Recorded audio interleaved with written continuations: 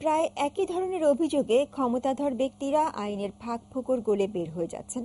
তাদের জন্য আদালতে রিমান্ডের আবেদনও করে না পুলিশ, আবার জামিনও মেলে সহজেই। অন্যদিকে সাধারণ মানুষের জন্য কেবলই রিমান্ডের নামে হয়রানি, জামিনও নামঞ্জুর।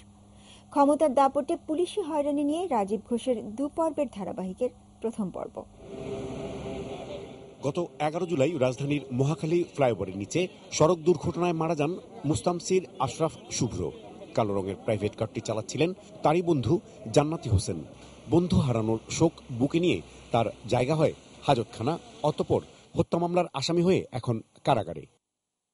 তেজগাঁও থানার হত্যা মামলার আসামি জান্নাতি সহ তার 2 ভাই, বাবা এবং হবু স্বামীও।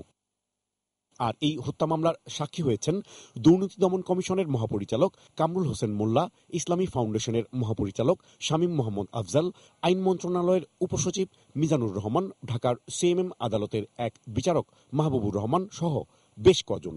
সমাজে যাদের পরিচয় প্রভাবশালী হিসেবেই। দ্রুতই মামলাটি যায় সিআইডিতে। তদন্তের সাথে শুরু হয় ভোগান্তি। জান্নাতিকে 3 দফায় 15 দিন রিমান্ডে এনে নির্যাতনেরও অভিযোগ উঠেছে এরই মধ্যে। জান্নাতির কাছ থেকে স্বীকারোক্তিমূলক জবানবন্দি নিতে পারেনি সিআইডি। অনুসন্ধানে জানা গেছে নিহত শুভ্রর বাবা মান্নান খান বর্তমানে আইজিআর পদে কর্মরত রয়েছেন। অভিযোগ রয়েছে সেখান থেকেই এই মামলাটি সম্পর্কে নির্দেশনা দেয়া হয়। ফলে বেশ কয়েক দফায় চেষ্টা করেও জামিন হয়নি জান্নাতির। এক পর্যায়ে আমাদের উকিল খুব ফেড আপ হয়ে গিয়ে ম্যাজিস্ট্রেটকে ভিতরে গিয়ে উনি জিজ্ঞেস করছেন যে স্যার কেন দিবেন না মেয়েটাকে বেল, এটা তো অ্যাক্সিডেন্ট কেস, এতদিন ঘুরাচ্ছে। তখন ম্যাজিস্ট্রেট উকিলদেরকে বলে যে সংক্রান্ত আরেকটা মামলা আসতে পারে, উপরের নির্দেশ আছে। পাশাপাশি জান্নাতির হবু স্বামীর পরিবারকেও নানাভাবে হয়রানি করার অভিযোগ রয়েছে। আমরা বাসায় থাকতেই পারি না, এই 4 মাস ধরে। এখন আমরা বাসায় না, বাসার বাইরে, যেহেতু আমার বাচ্চাদের নামেও মার্ডার কেস আসামি করা হয়েছে ওদেরকে।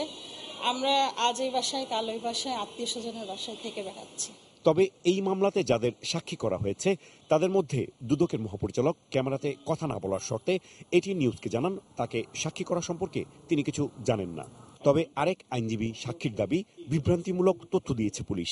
যে গাড়িটা আমাদেরকে দেখানো হয়েছে ওই গাড়িটার কোনো ব্যাটারি নাই। ওই গাড়িটা কোনোদিন ব্যবহৃত, বহু আগে ব্যবহৃত হয়েছে এবং থানায় পড়ে আছে, ময়লার স্তূপ। আমাদের ভুল গাড়ি দেখেছে পুলিশ। এটা ঘটনা আড়াল করার জন্য কোনো উদ্দেশ্যমূলকভাবে এটা আমাদেরকে দেখানো হয়েছে।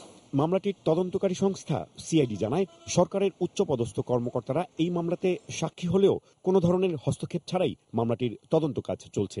ইনফ্যাক্ট সাক্ষী হিসাবে যারাই থাকুক, পার্সোনালি আমি তদন্ত ক্ষেত্রে বলবো যে আমরা এই ধরনের কোনো কিছু ফিল করি নাই, বা আমার কাছে এখন কোনো চাপ বা এরকম কেউ ফোনও করে নেই, বা এটা এরকম হবে বা এই ধরনের বলার সুযোগ নেই। কিন্তু সড়ক দুর্ঘটনা হত্যা মামলায় রূপান্তরিত হলেও জান্নাতির জামিন হচ্ছে না। তাই কারাগারেই দিন কাটছে নর্থ সাউথ বিশ্ববিদ্যালয়ের মেধাবী ছাত্রী জান্নাতি হোসেনের। Rajib Ghosh, ATN news, Dhaka.